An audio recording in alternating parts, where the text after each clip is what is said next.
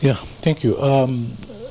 You see, there's something we call global competitiveness, which I'm still hoping one day it will come to the local level, that we begin to look at which among our governors are doing the biddings of the people. We're yet to see, and we lack the minimum standard of delivering good governance in Nigeria, so that since 1999, like I keep going back, is you can't see so much done.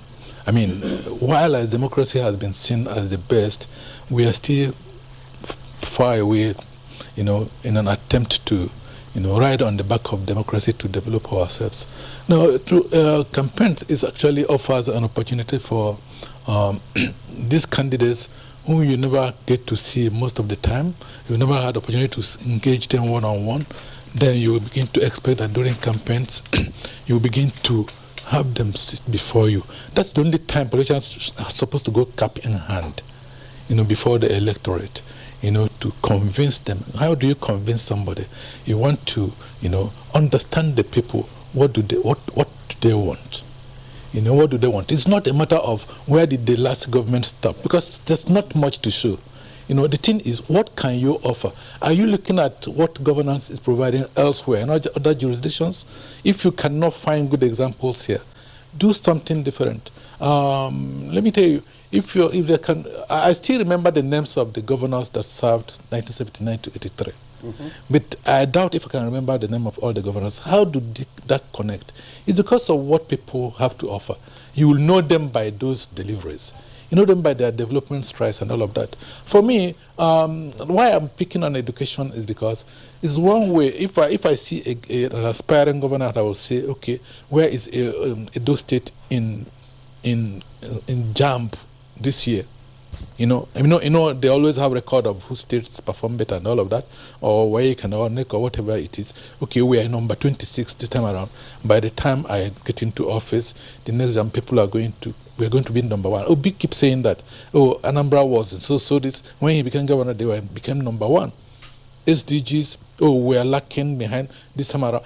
SDGs is one good indicator in every facet of life. So if you're serious, you can embrace that, because there's no component, no aspect of governance that SDG does not touch. If it is about gender, it is there. It's about environment, it is there. It's education, is everything is, and it is UN. You understand? So that you don't come and be asking us. We don't want supermen for governors. One governors who will read in between the lines. It mustn't be potent in everything. It mustn't be very, we don't want you to be an expert in everything. We want people who identify those who can fill in the gaps where you don't have it. Those who will bring, what are you bringing? But isn't that what they call their manifestos? Maybe all of this. You've talked about the SDGs. Now they pick, gender equality, we will send your girls to school, we will provide this. And then they pick, maybe some of those indicators. Exactly. And then they lump together and then they, compress into manifestos. Exactly. But the truth is that if you look at, manifesto, we keep hearing manifestos. But manifesto is supposed to be a public document. It's something that he can have a abridged version and share with the people if you're really serious. Because we have a duty to also hold them accountable to what they are saying now. We have a duty. It's not like you begin to talk and talk and talk. You must be speaking from what you already have generated, what you think you can offer. We don't expect you to deliver 100%. But for God's sake, there are areas that we're still lagging behind. You say, okay, this place, I noticed that the Edo State is far behind this area. I'm going to bring it up to this level.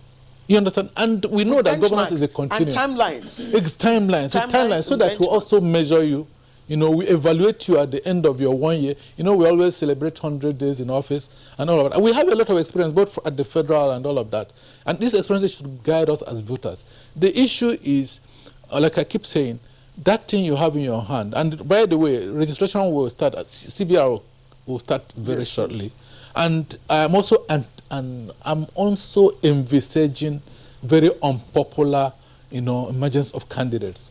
Unpopular in the sense that the number of voters that will produce a governor is likely to be very low because of the caliber of people involved and the likelihood of splitting votes here and there. We are going to experience much of that. So the first thing is to encourage Edo people to really go out there and become eligible so that they can vote.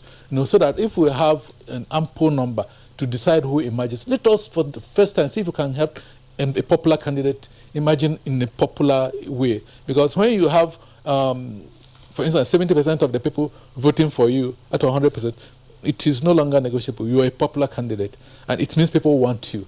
But the important thing is this campaign should no longer be hidden in ambiguity. We must note everything you are saying, one by one, so that midway into the journey, we will begin to evaluate to what extent you have gone. What have you done? Were you singing or were you coming to deliver? Those things. We must learn from what 2023 really. Most of the people who were in high spirits before 2023 can no longer find their voice now.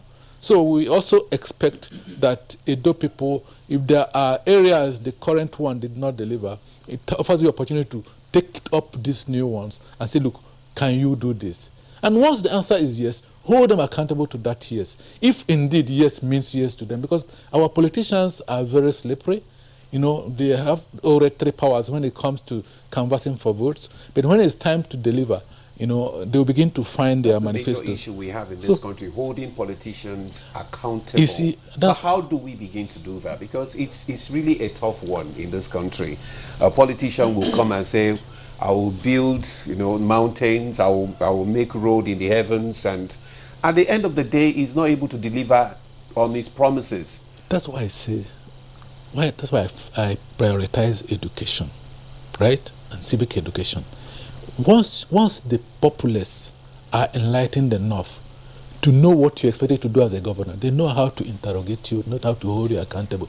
But politicians prefer the masses that are ignorant, that are ravaged by hunger, as we have experienced in this time, ravaged by the absence of fuel, ravaged by virtually everything, so that there's no time to actually classify the electorate in Edo as okay, exactly. That's what I'm saying. That's what I'm saying. They're politically enlightened. They're politically enlightened.